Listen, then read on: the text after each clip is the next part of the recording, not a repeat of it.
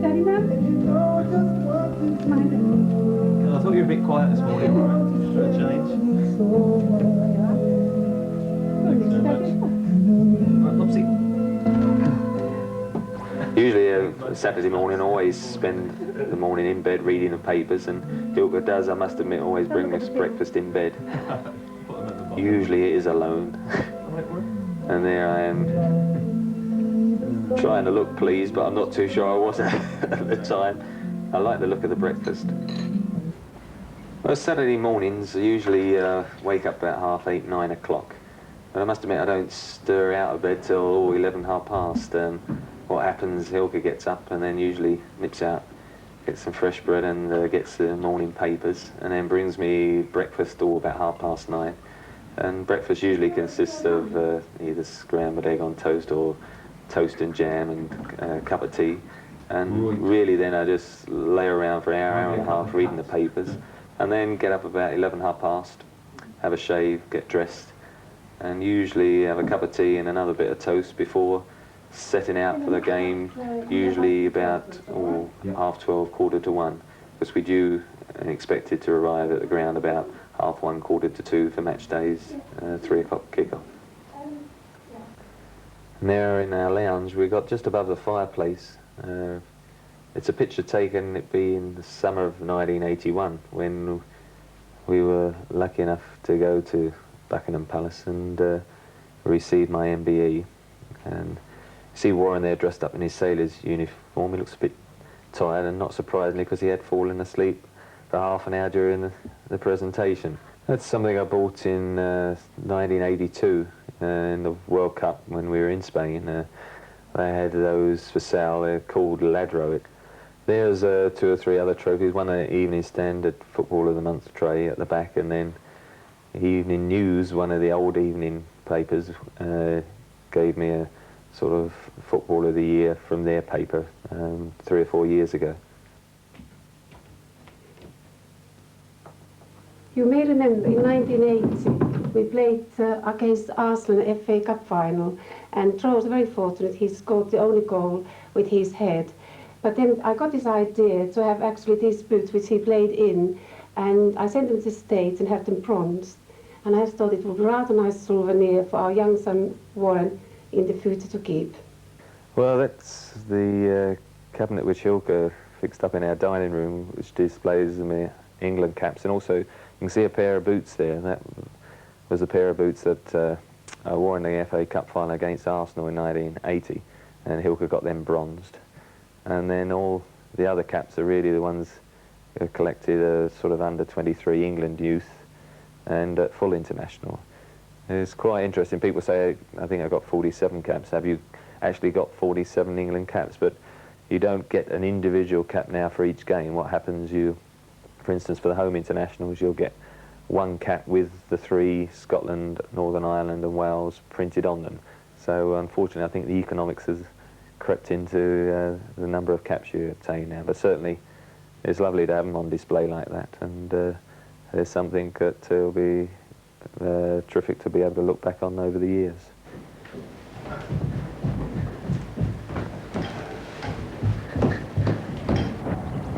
Here I've got collared towards the bottom of the garden where Warren's decided I need perhaps a training session before the game, and we've got a little goal down the bottom. I think that was for safety reasons. We're not too confident of our shooting, and we thought we'd get away from the patio doors and the windows at the back of the house. Already I've been telling him he's got to try and use both his feet. Try it with your left foot. Yeah, I'm just seeing what his tackling is like.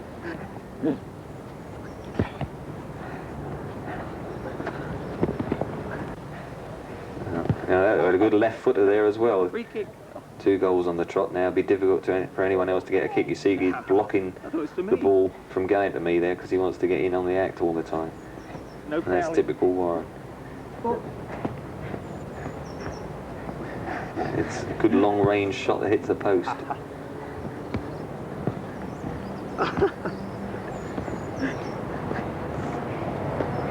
You getting tired? What's that? I thought it wasn't that good. Oh, a good shot, Warren. Left foot. Oh, dearie. So you've been practising with both feet, I think I'll not quite make it to Europe. Yes, I know the feeling. That was a bad shot, wasn't it? Oops. Dear, oh dear, I hope that doesn't happen this afternoon. Yeah, Colette will be quite pleased to have got through my legs there. The lads will give me a bit of stick about that. Do the legs.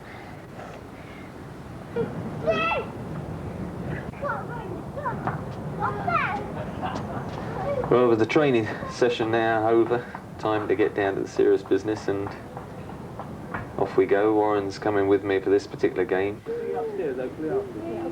on then, big boy. Leaving early because he's going to be with some friends during the lunchtime up in the executive lounge. He's been to a few of the games this season, but at this precise moment he's supposed to be spending all the game in the executive lounge as far as I know, and I think at that stage as far as he knows as well, because he's not very good at keeping secrets for him. It'll probably last about 2 minutes. He nips in the back. Okay. Typical at this time of the season, it has to be roasting warm for the game. It's the worst possible weather really for a football. It's the last thing you want to do is trot around on the football field.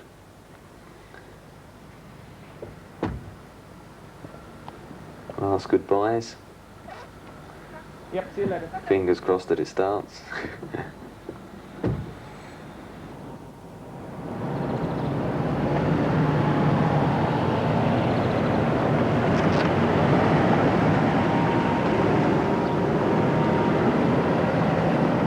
Off we go.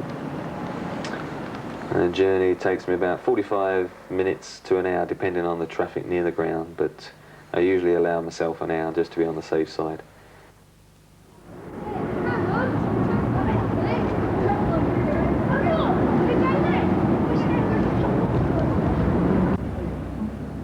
There we are, coming into the car park at the ground. It's got to be about 1:30 to 2 now, ready just in time for the team talk. Usually the lads there put us in the usual spot over the far side, and then there's no chance later on of getting boxed in.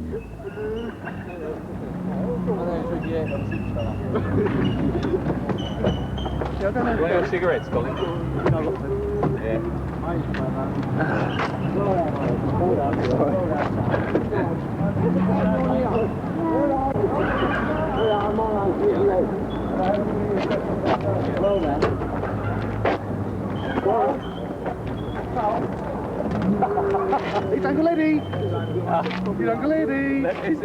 Probably the one thing that hasn't changed over the years is the West Ham supporter. I think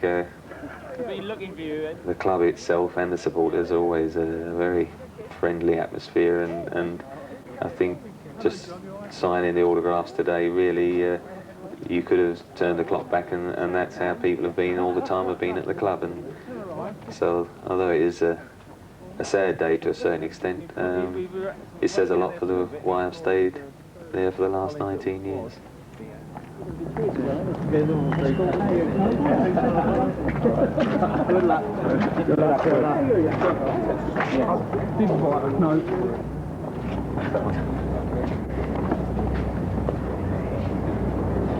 What, you went on the turnstile or what? Yeah, turnstile. Family, my dad and my brother. Thanks a lot, Trevor. Anyway, congratulations. Yeah, thanks. It's great having you. Thank you. Cheers. Thank you. Okay, man.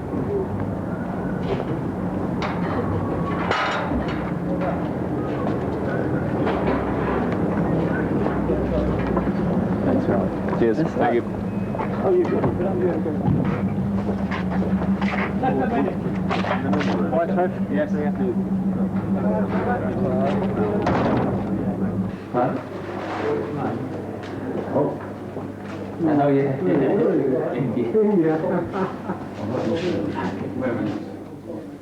Just got 1 or 2 autograph photos there that I want the team to get, and he being almost the last game now, it's the last opportunity, so there's a mad flurry of signatures from all the lads on team photos, footballs, whatever. Most of the lads have brought them in that day.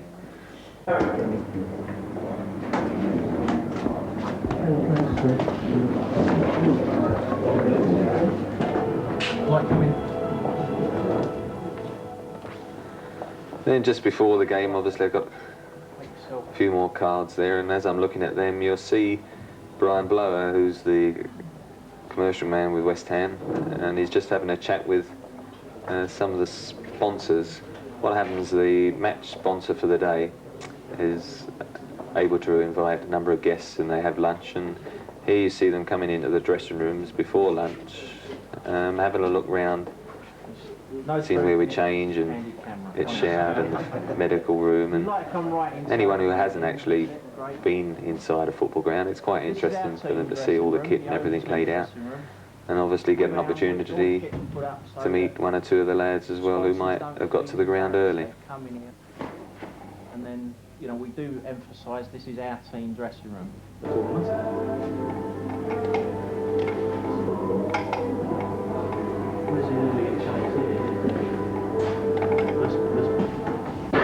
Behind you, directly in front of me, is the half-time and full-time scoreboard. And a little red clock. A lot of people say, well, you know, what's that mean?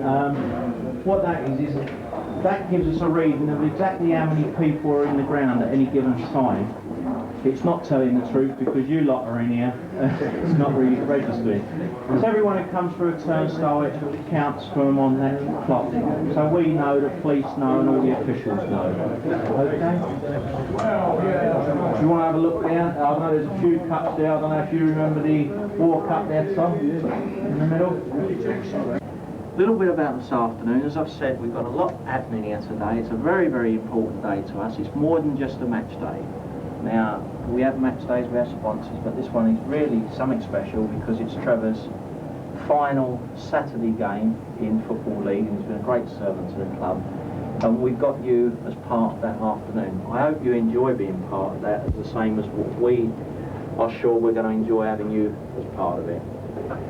Have a good afternoon. Once more, Grace W. Stones and Off Point. Thanks for today's sponsorship. Cheers. Cheers.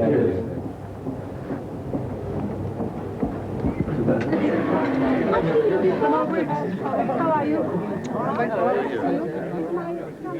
There's Ilka and the dad just behind her there, listening to what's been going on at the lunch table, I think. And Colin, as I say, my partner, joking. There's my dad, I say, leaning forward. I think he's having a word with Warren and Colette there. There's my mum with the glasses, talking to Eddie, a friend of ours.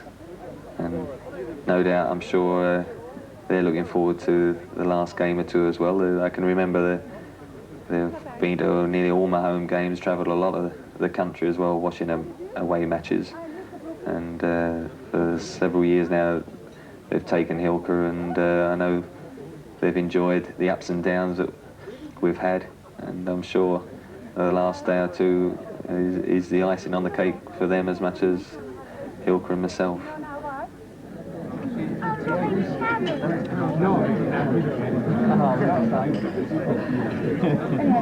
Are you camera shy? Are you shy then? I'll tell you what's cold, we'll have to have another signature off of you because you've been on twice in one day.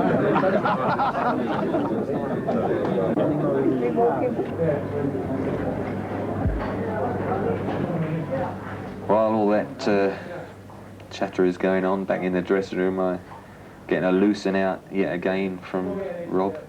I suppose as the years have gone by, the loosening out of the legs gets more and more important as the limbs stiffen up more. All Rob does is put a little bit of oil and a cream, which is gives out some heat, and that just loosens up the muscles and makes sure that I don't get any pulls or strains early on. On that particular Forest game as well, I had trouble with that calf muscle that Rob's rubbing. We had a game against Arsenal earlier in the week and got a kick on that, and I was a little bit doubtful of playing up until about a day or two before. So I can't say that I'm really enjoying Rob putting his fingers into that there. Trying to look casual there, but making sure you don't pick up any bad language.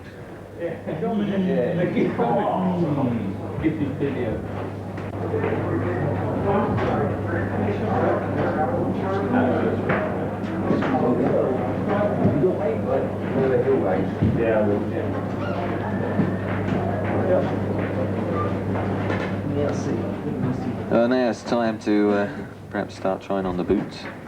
I suppose now we've got about 20 minutes before we're due to go out on the field, and if you do start to feel tense and nervous, that's around about the time it will start to hit you. I suppose certainly in my younger days I did worry about games more than I do now.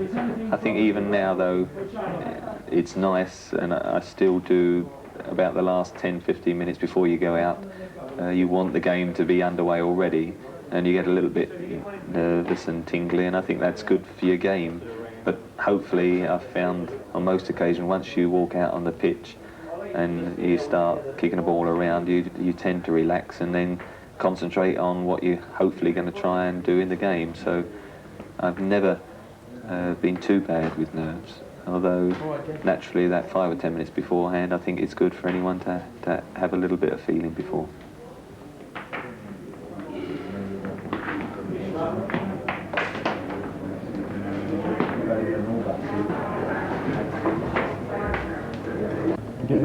Well, whilst I was in the dressing room warming up, unbeknownst to myself, our other number 10, Warren, who doesn't seem to be suffering from too many nerves there, is just standing talking to Ilka and Colette and Uncle Colin. He's having a bit of a stare there.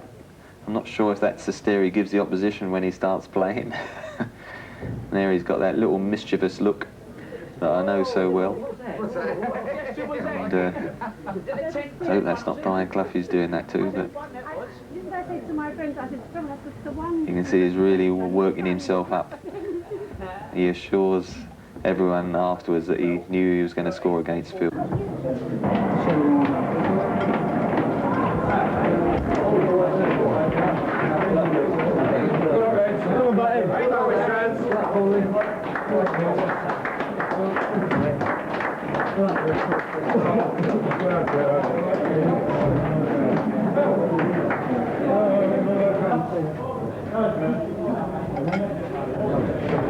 Get away, cocker. All right, Trevor. Oh, my son.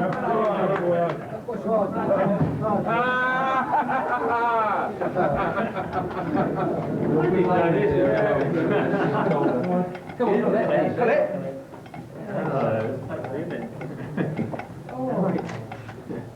Are you going to come out? Don't forget what I told you how to do. Come out.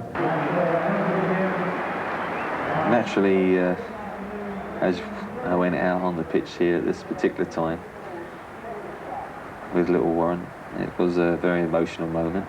I think it was probably nice for myself to have somebody to hold on to as well, as much as Warren was cribbing to me, and seeing both the lads' sets of teams lined up, and it was quite a long little walk, and I got a terrific ovation from the supporters, who I've been very lucky to have a terrific association with over the years, and Warren's waving there, and Ilka and Colette have come to join us because they're been as much a part of their career with West Ham as anyone, and I think it was nice for us all to enjoy the moment together.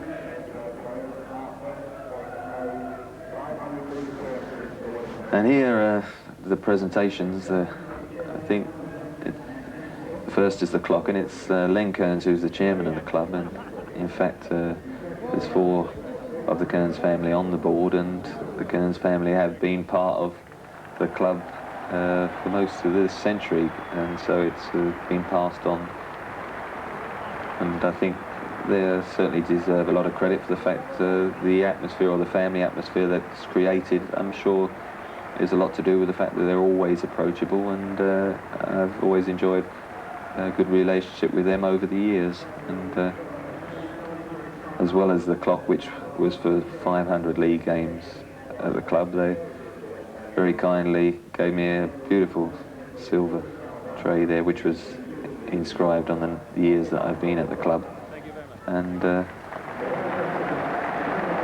was a very emotional moment as well, and a terrific ovation from everyone there.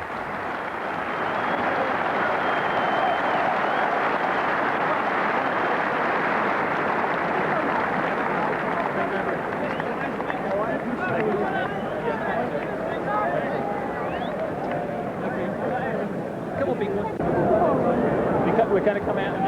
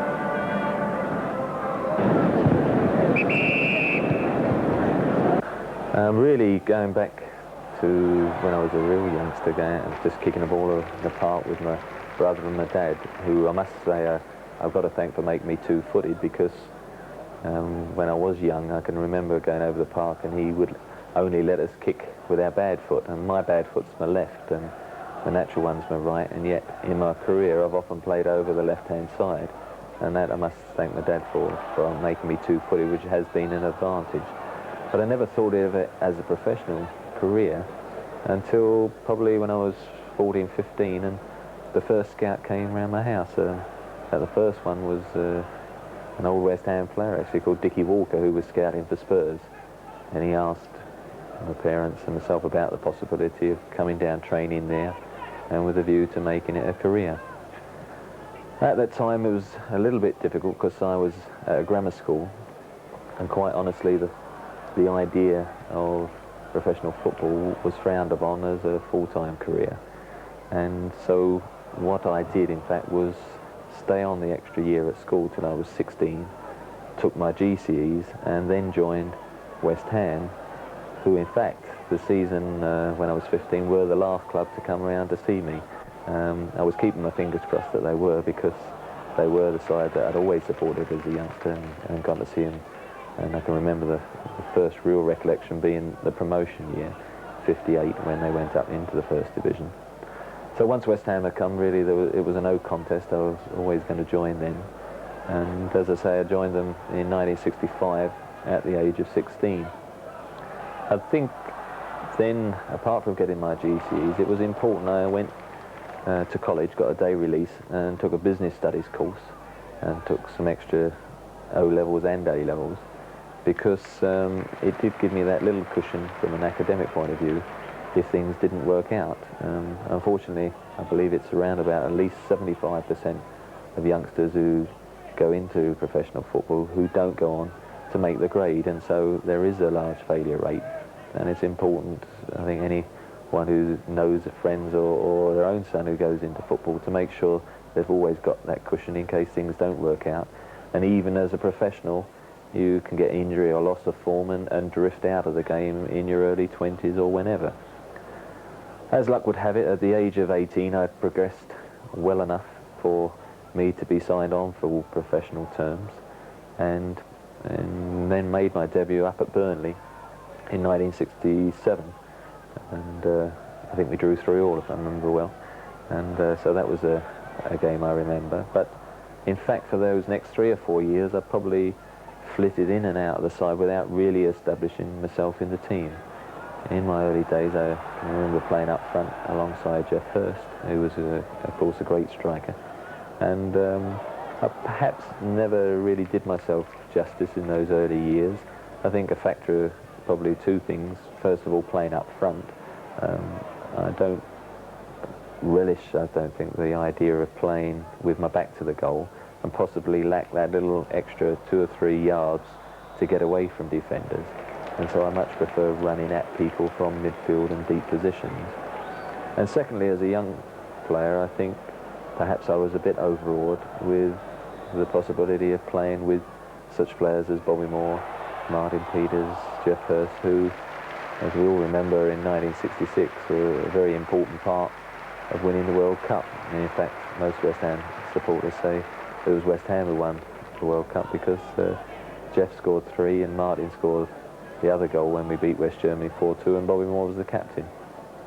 So in those early days, there was a tendency when I got into the side for me, when I got the ball, to quickly pass it to one of them. And it probably wasn't until 71, 72 when I really became established in the team.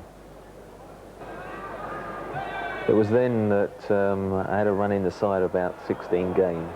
And I think we just lost the 1 game up at Man United, who were top of the table then. And Georgie Best actually got a hat-trick. I remember we lost 4-2. But that run in the side, just losing the 1 game, I think gave me the confidence then, and fortunately stayed in ever since. Naturally, we had our ups and downs during that spell. The first real high, I suppose, was in 1975, when we got to the FA Cup final and played Fulham. And ironically enough, on the Fulham side was Bobby Moore.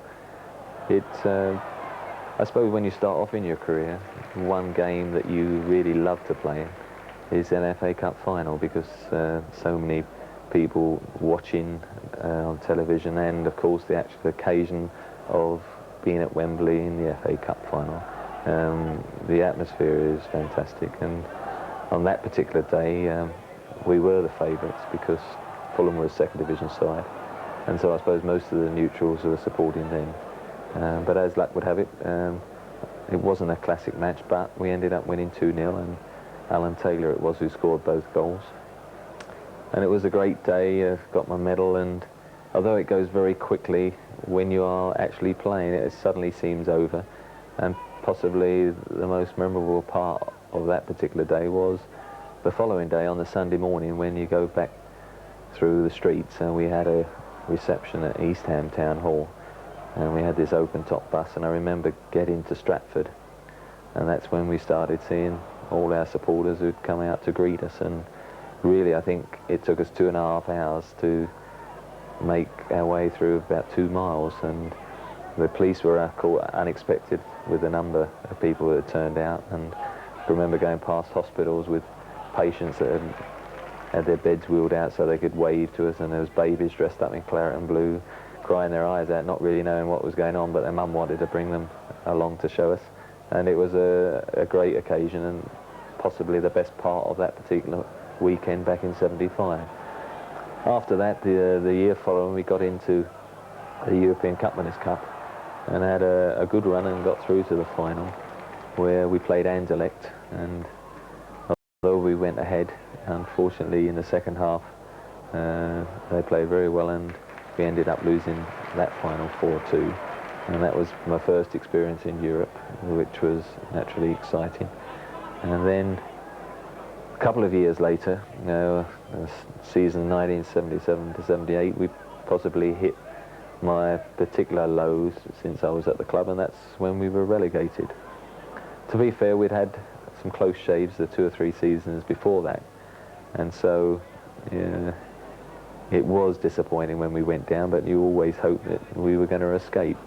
And naturally, from my own personal point of view, probably if there was any time that I nearly left the club, it was then, mainly because I was in the England squad, and was a bit concerned that by playing in the second division I might not be selected.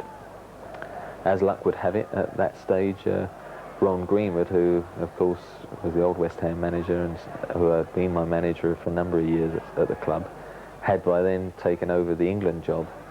And so it made it possible for me to approach him and say, look, if I was playing in the second division, would it affect my chances of playing for England? He assured me as long as he was happy with my form that he would still select me, and so that certainly had a big foundation for me then spending the next 3 years with the club in the second division. Ironically, I mean, if I'd gone to a first division club, people who were telling me I should have done, saying you can win trophies by going there. But as it turned out, my 3 years in the second division with West Ham were my most successful with the club. And the first year, John Lyle, who was manager then, and having taken over from Ron, he cleared out quite a few players who had been in the side when we went down, and so brought in a few new faces. I mean, Phil Parkes was by then in goal for us, and we brought in players like Keith Robson, Bill Jennings, Alan Taylor, and they then formed the basis for the following season for our cup run in 1980, and that probably was the moment that I shall remember more than anything. It was my second appearance in a cup final, but on this occasion we of course were the second division side, and we were playing the mighty Arsenal, who had played 4 matches against Liverpool in the semi-final before beating them, and really apart from the West Ham supporters, everyone assumed that they would win the FA Cup. It was a great day. History now shows that we went on to win 1-0, and as a team we played very well.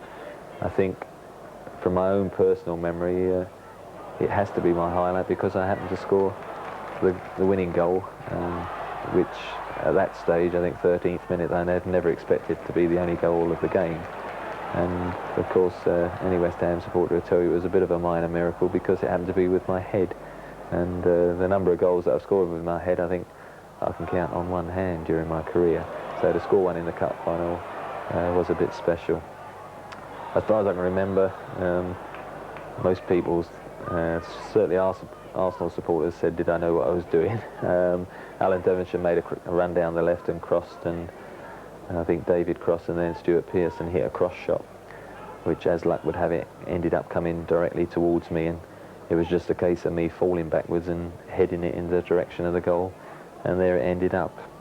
I think on that day, because of having played there in '75, I took in much more about the day itself and the playing side and the celebrations afterwards, the lap of honour, and certainly enjoyed the day that much more. And of course then again on the Sunday we had the celebrations of coming back through the streets on an open top bus. I must admit, on this occasion the police were prepared, and we managed to get through the streets in about an hour, and a lot less time than on the occasion in '75. So that was another outstanding memory, and I think that year then people like, well, Ray Stewart had come to the club, and we had 1 or 2 other people come, so the side had changed to a certain extent, and it was the following season then where we gradually got the consistency that was required to get out of the second division. And I think we ended up winning the second division championship that season with, in fact, the highest points total that has been collected in winning. And so that was a nice occasion and another trophy. And on that year, of course, at the same time, we got to the final of the Milk Cup, where we played Liverpool. We drew the first game, 1-1, and then went on to lose 2-1 in the replay at Villa Park. So those 3 years in the second division, I ended up with 3 medals. And as I say, I could have gone to another club in the first division and ended up with nothing. We then came back into the first division, and the last 2 or 3 seasons, I think, we've been a much stronger squad and a side than we were when we went out. And I think our position shows, I think we finished in the top 10 on all 3 occasions, and hopefully now we can start, or the lads who are in the squad now that I've retired, can start pushing towards getting into Europe and perhaps really making a challenge for the league.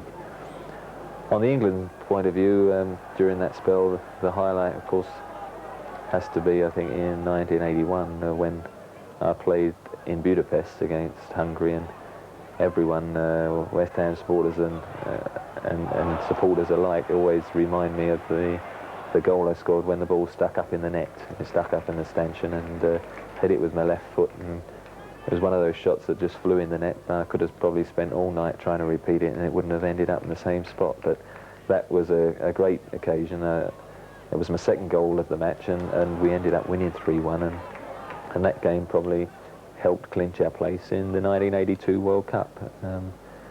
That again was a wonderful experience, having sort of had 10 years with the England side, and that was the first time we'd managed to qualify.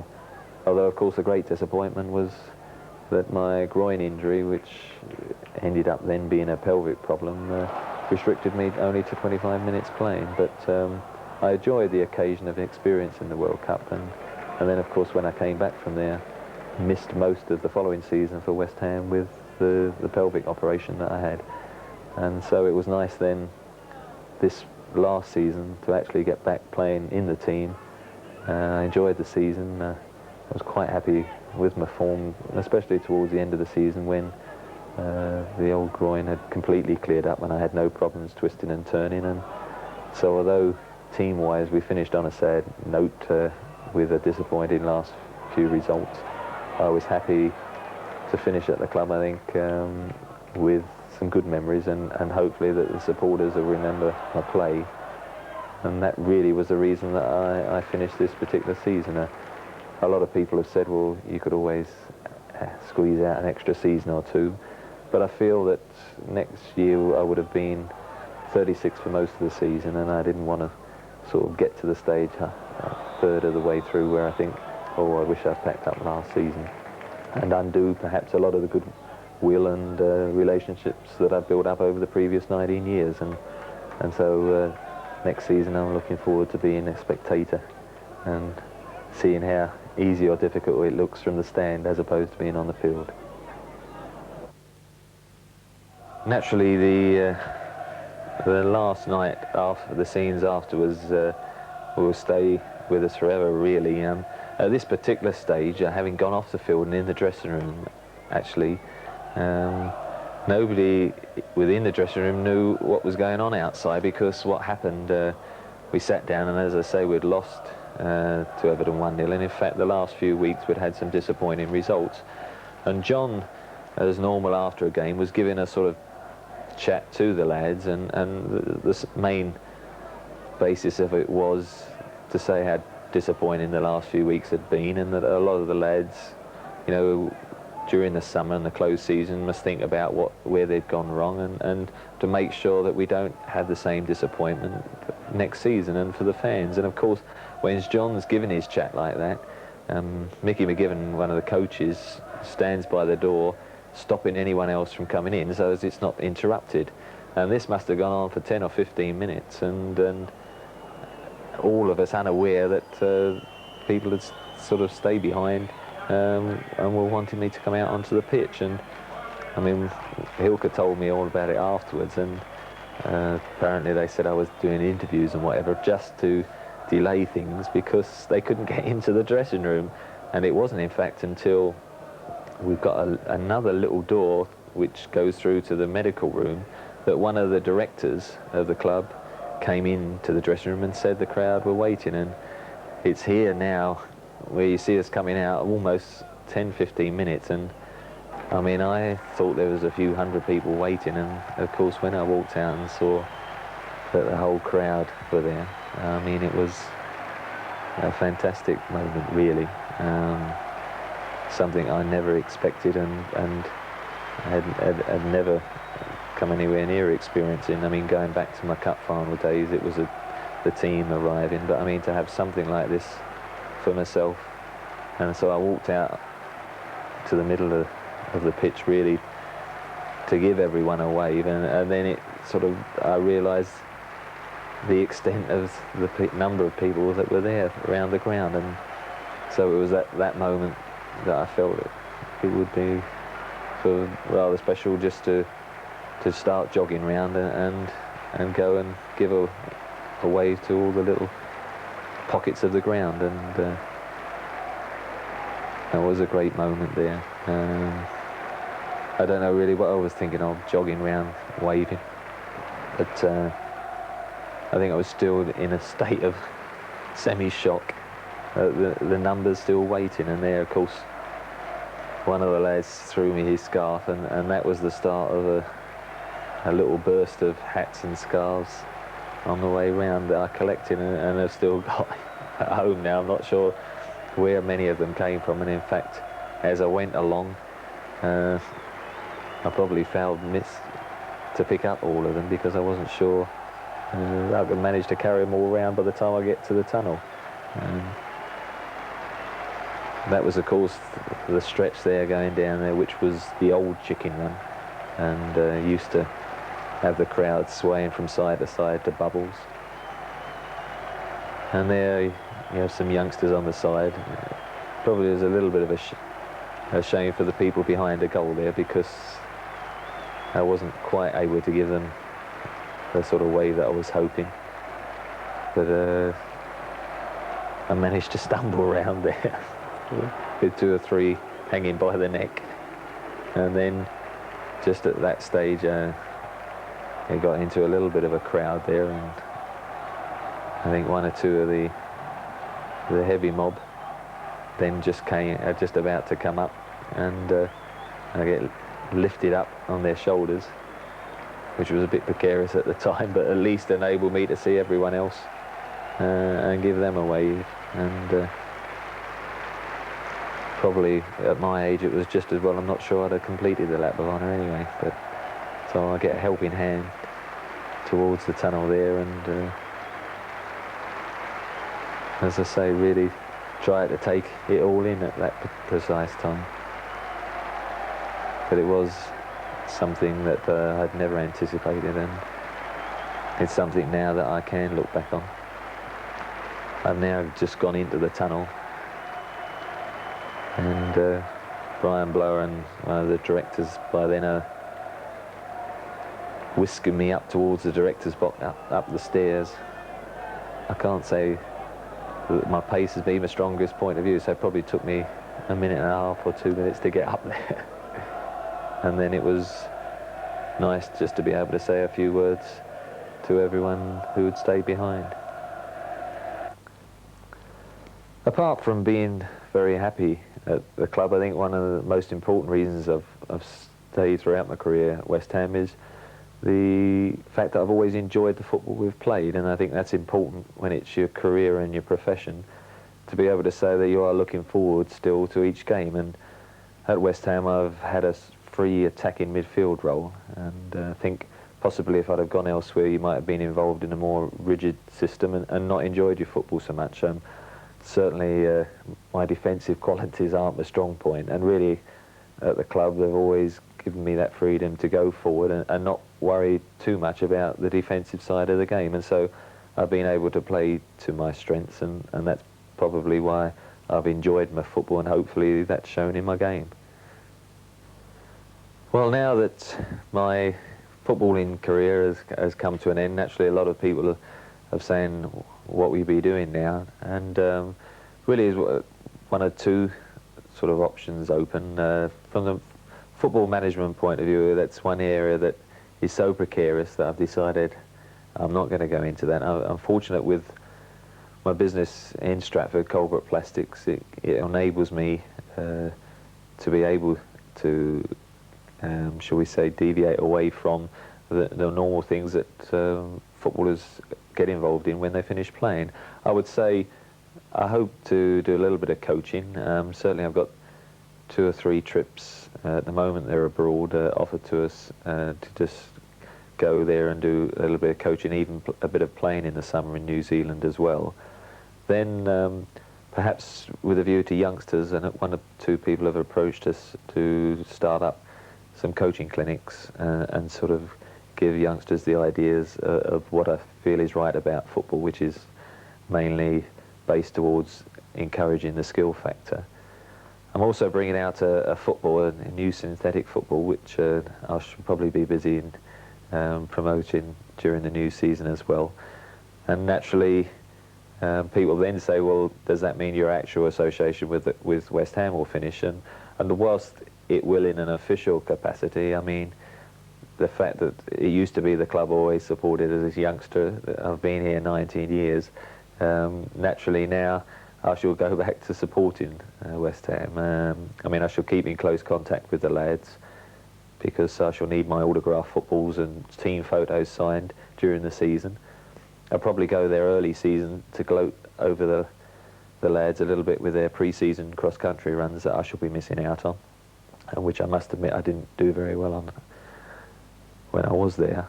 And so the close association will be there, watching games and whatever, but certainly it will be a new era, I suppose, beginning, and a new chapter for myself. One more in business, but still linked with football. A little bit of radio and TV commentary as well, which I enjoy.